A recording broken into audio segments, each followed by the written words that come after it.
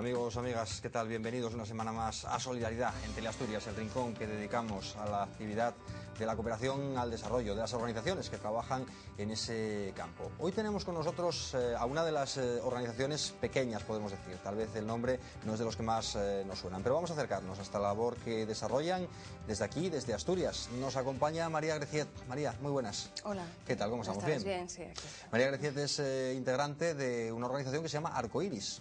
Arcoiris, que no es de las que más nos suenan. Pero ¿a qué se dedica esta organización? Arcoiris efectivamente es una pequeña organización. Su nombre completo es Arcoiris Educación para el Desarrollo y nos dedicamos, como su nombre indica, también principalmente al tema de educación. Educación formal y no formal, que llamamos nosotros. ¿Formal y no formal? Formal y no formal, efectivamente. Educación, eso quiere decir, trabajamos en cuestiones de educación obligatoria, como quien dice, o educación oficial, y también en cuestiones relacionadas con la educación no formal, que nosotros entendemos para que, para hacerlo un poco más así, que la gente sepa de qué va, habilidades sociales, que la gente sepa moverse un poco en el mundo, no solo lo que es el aprendizaje, ¿no?, didáctico en sí, sino que desarrollen todas sus capacidades como personas. O sea, hablamos de desarrollo humano. Conocimientos no regalados, digamos, ¿no? De la Efectivamente, tú lo has educación dicho. Eso es. Y que son enfocados, pues eso, a comunidades, en este caso, del sur. Eso es, sí, nosotros somos una ONG de desarrollo y, por tanto, nuestro trabajo principalmente se desarrolla en el sur.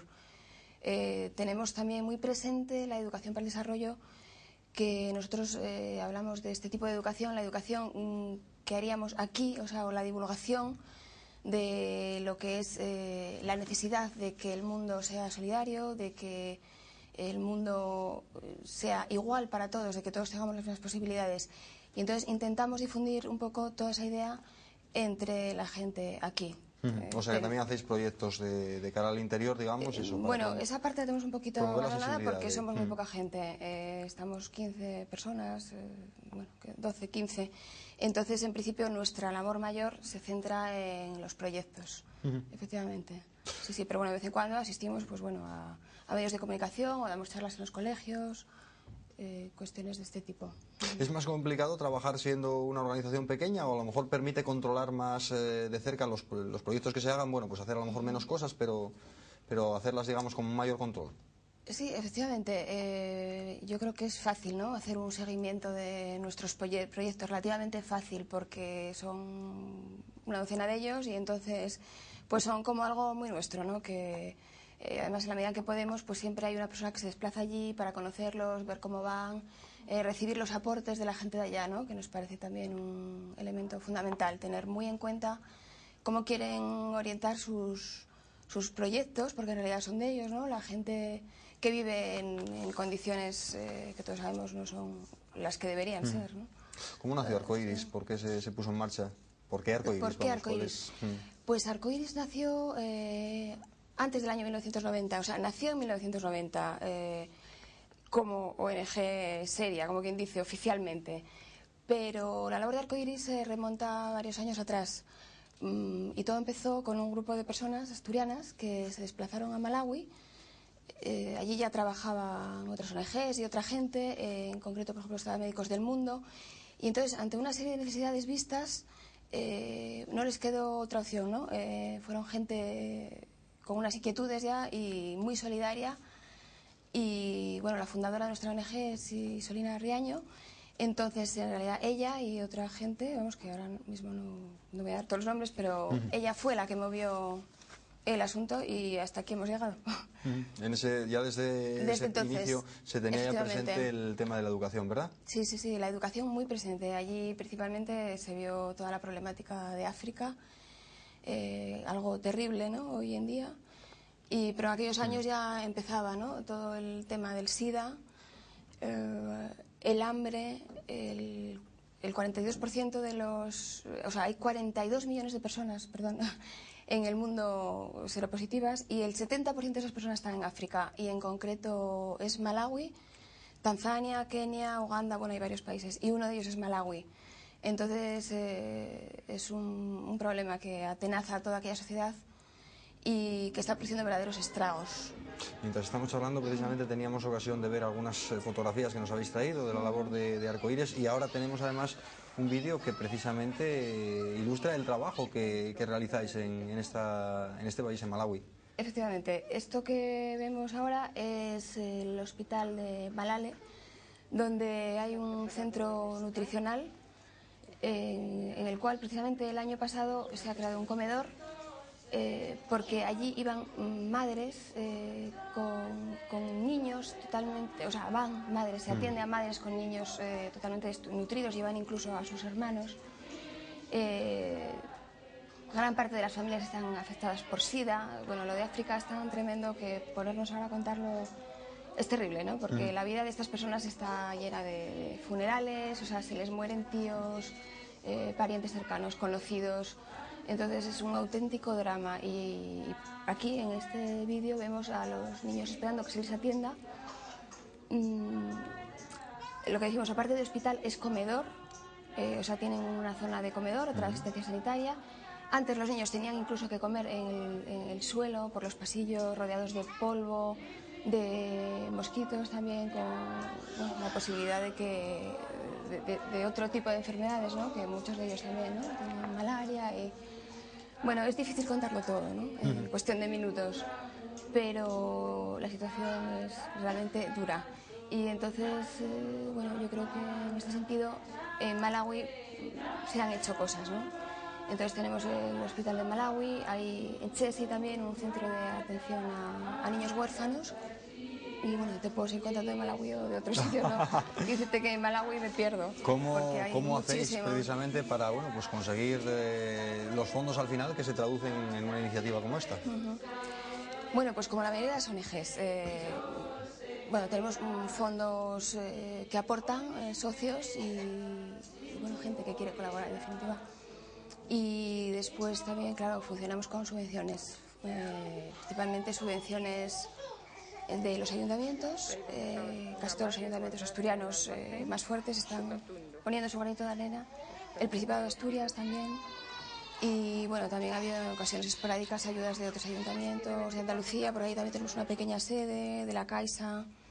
Entonces, bueno, pues así es como sacamos las cosas adelante. Malawi, digamos, es un sitio un poco emblemático para Arcoíris por haber sido donde se originó la ONG, pero hay otros lugares del mundo, ¿no?, donde también lleváis a cabo este trabajo. Sí, efectivamente. Bueno, Malawi es un poco como la estrella, bueno, por decirlo de alguna manera, ¿no?, a pesar de lo sombrío del tema. Trabajamos también en África, en otro país que es Uganda, y hemos trabajado también en Senegal. Bueno, voy a centrar un poco en los proyectos de este año, o sea, principalmente Uganda y Malawi, y también tenemos proyectos ahora mismo en Latinoamérica. Y dentro de Latinoamérica, pues en América Central estamos en Panamá, en México este año no, aunque hay posibilidades de volver. Y después en la América Andina también trabajamos en Colombia, en Perú y en Bolivia. Este año, vamos, si no me olvido de ningún país, yo creo que son esos en los que estamos intentando hacer algo. Las que acabas de citar están especialmente afectadas y sacudidas, ¿no?, por problemas de pobreza. De hecho, tenemos otras imágenes que nos habéis traído al respecto, ¿no?, sobre Perú. Sí, efectivamente. Bueno, estas son imágenes de la sierra, que en la sierra la ONG con la que trabajamos se llama Tierra de Niños. Y bueno, están empezando a trabajar allí, pero ellos principalmente se centran en la zona, es el cono sur de Lima. Nosotros, no sé si por casualidad o bueno, en parte porque es nuestro objetivo, ¿no?, solemos ir a zonas marginales, muchas veces aledaños de ciudades.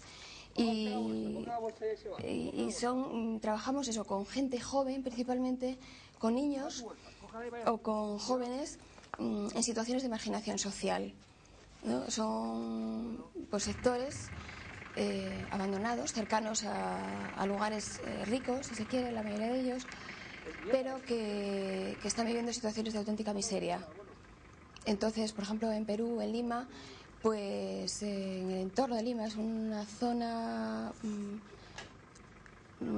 cercana y en la que hay, yo no recuerdo ahora mismo el nombre, se me acaba de ir, lo siento, Bueno, no te preocupes. pero bueno, es una zona muy cercana a Lima, donde hay pandillas de chavales jóvenes con muchísimas capacidades, pero que por circunstancias de la vida se han visto envueltos en situaciones de marginación, de violencia, y entonces han creado pandillas, y en esas pandillas, bueno, pues hay de todo, ¿no? O sea, viven de la droga, no acceden a la educación como debieran. Entonces nuestra labor allí, bueno, la labor de Tierra de Niños, nosotros simplemente les apoyamos y hacemos lo que podemos desde aquí, es tratar de entrar en esos ambientes, de acercarse a esa gente joven y que esa gente joven vean que tienen otras oportunidades, que tienen unas capacidades que pueden desarrollar.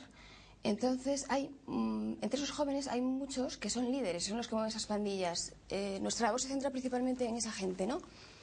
Gente que tiene mucha capacidad de liderazgo, por ejemplo, y entonces son gente que después con una formación, se trata de acercar en una segunda parte, ¿no? Después del acercamiento, una formación formal y no formal, como decíamos, obtienen un aprendizaje no solo de cuestiones regladas, ¿no?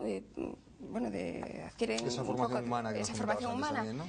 Eso también, sí, adquieren unas habilidades sociales, descubren sus capacidades, sus potencialidades, y entonces, bueno, pues en esas estamos y están allá, ¿no?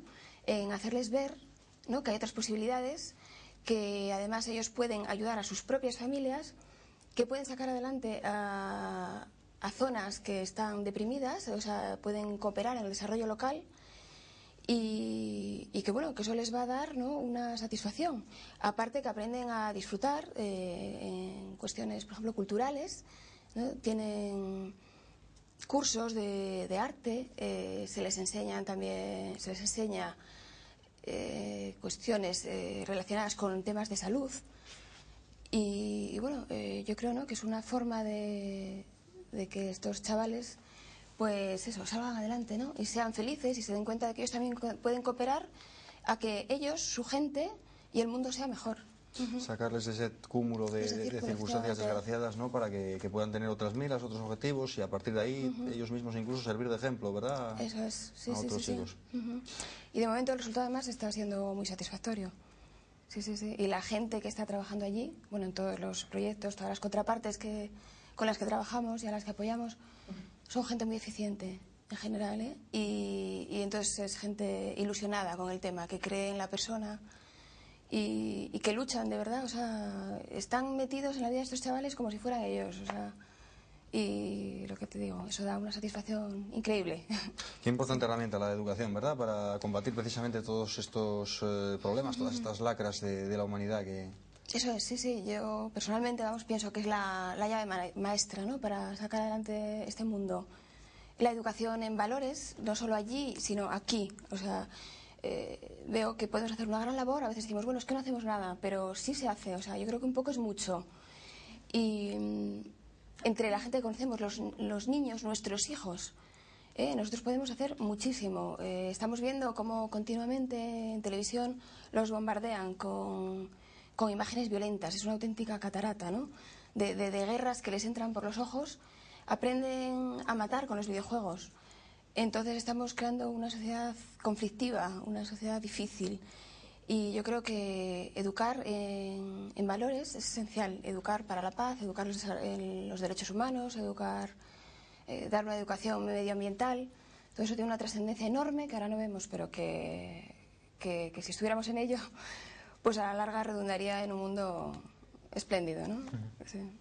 Ojalá, María, con labores como las que desarrolláis en Arcoiris, eso vaya convirtiéndose cada vez más en una realidad, menos en una utopía, que hoy por hoy casi pues estamos moviéndonos en ese límite. Muchas gracias por habernos acompañado, por haber compartido con nosotros esa labor que desarrolláis desde Arcoiris e invitarte a que vengas algún otro día por Solidaridad a contarnos más cosas, porque además es una pena, nos trajiste cantidad de fotografías y de cosas que no hemos podido ver, pero que habría sido un auténtico placer, desde luego, comentar contigo. Bueno, pues cuando quieras, aquí estamos.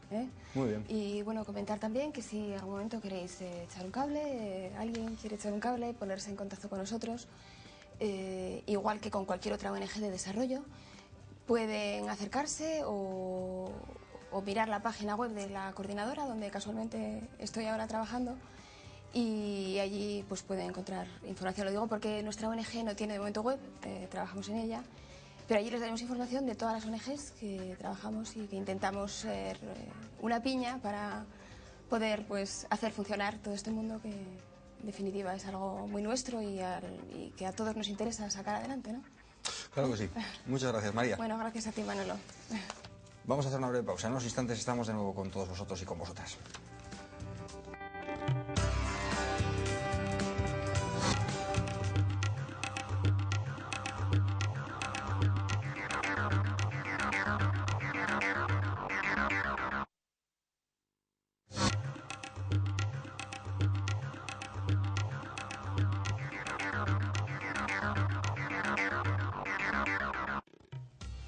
Un repaso rápido a cosas del fin de semana relacionadas con estos asuntos de la cooperación al desarrollo. El grupo Tercer Mundo Cáritas Yaranes organizó las jornadas solidarias cuyo lema era Guatemala, tu ayuda más sus productos es igual a su futuro. Su objetivo pasaba por recaudar fondos para financiar proyectos de desarrollo en ese país sudamericano. El director de la Agencia Asturiana de la Ciencia Asturiana para la Cooperación al Desarrollo, Rafa Palacios, destacó la necesidad de ayuda que tienen estos países y espera que jornadas de ese tipo e iniciativas como esa sigan celebrándose. Las jornadas se han desarrollado a lo largo de todo el fin de semana con representaciones teatrales y competiciones deportivas. Para el último día han abierto un mercadillo, una exposición de artesanía y una muestra de pintura. Una comida solidaria y una conexión por internet con Guatemala son otras de las actividades previstas. La Agencia de Cooperación al Desarrollo ha financiado la mayor parte de las jornadas y ha destacado la labor de este colectivo para ayudar a Guatemala.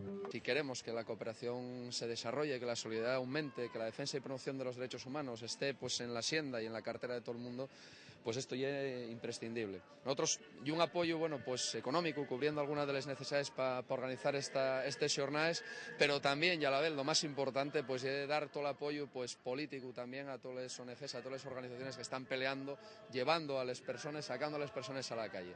El Grupo Tercer Mundo de Cáritas de Yaranes envió 17.200 euros en el año 2004 a Guatemala, que se destinaron a la compra del terreno para una cooperativa. El mismo grupo gestionó a través de la Concejalía de Cooperación Internacional del Ayuntamiento el envío de 12.214 euros que se utilizaron para la compra de 2 vehículos para sendas cooperativas.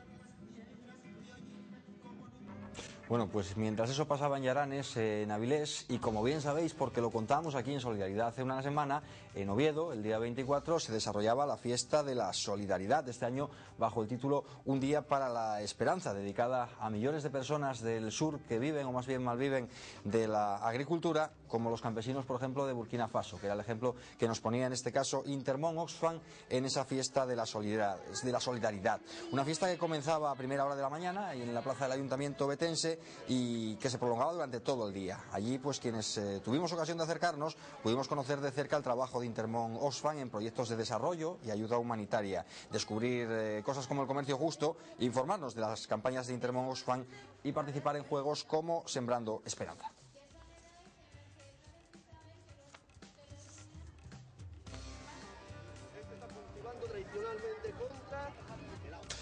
Debate interesante y complejo. Estamos hablando de otro asunto, el que propone Médicos Sin Fronteras en un informe llamado A la sombra de las guerras justas, el orden internacional y la acción humanitaria. Se plantea la colisión entre los objetivos que desarrollan, por un lado, los gobiernos en sus intervenciones internacionales y, por otro, los objetivos de la ayuda humanitaria que desarrollan las organizaciones no gubernamentales, las ONGs, pues en esos mismos conflictos y escenarios. Es una relación difícil que Médicos Sin Fronteras propone que se separe, es decir, que las organizaciones se dediquen a lo suyo, a la ayuda humanitaria, y los gobiernos a sus cosas. El papel diferenciado de organizaciones humanitarias y gobiernos es objeto de estudio en la última publicación de Médicos Sin Fronteras, a la sombra de las guerras justas, el orden internacional y la acción humanitaria. Un texto que defiende la independencia de la labor de las ONGs en los escenarios de los conflictos frente a los objetivos políticos de los gobiernos cuando deciden intervenir en los mismos. Según el estudio, desde la caída del muro de Berlín, se produjo un cambio en el posicionamiento de la comunidad internacional ante las guerras. Se intentan exportar valores como la paz y la democracia, pero para lograrlo se recurre a intervenciones militares. En ocasiones se recurre a conceptos como el bien o el mal para encubrir esas intervenciones con razones humanitarias. Se propicia así una confusión que perjudica o impide la labor de las ONGs. Las intervenciones internacionales conducen asimismo en ocasiones al posicionamiento a favor o en contra de uno de los bandos en conflicto y la consiguiente negación de ayuda a las víctimas que quedan de uno de esos lados. La solución que propugna Médicos Sin Fronteras es que las organizaciones humanitarias asuman su función de atención a las víctimas sin interferencia de los posicionamientos políticos de los gobiernos.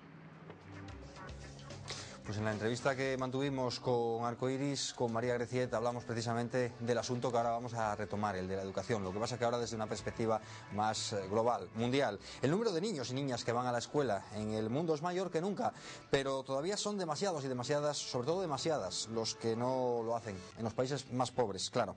Es la información que ha recogido UNICEF en un informe basado en el objetivo de la educación primaria universal para el año 2015, uno de los objetivos del milenio. El número de niñas escolarizadas en el mundo ha aumentado considerablemente, pero no lo suficiente para lograr la meta de la educación primaria universal en 2015, según el último informe de UNICEF sobre el progreso de la infancia, centrado en la paridad de género en la escuela primaria. Un trabajo que constata grandes diferencias entre regiones y distintas áreas de un mismo país. En 125 de los 180 países estudiados, el 86% de los niños o niñas en edad escolar asiste a la escuela. Regiones de Oriente Medio y África están, sin embargo, lejos de esa dinámica. Los niños de los países más pobres tienen 3 veces menos probabilidades de ir a la escuela y el 75% de los que no reciben enseñanza son hijos de mujeres que tampoco la recibieron. UNICEF cree que el objetivo del milenio para la educación se puede alcanzar. Países como Kenia han incrementado el acceso a las escuelas en un 22% gracias a la supresión de los gastos de escolarización. El informe advierte que esto no es suficiente.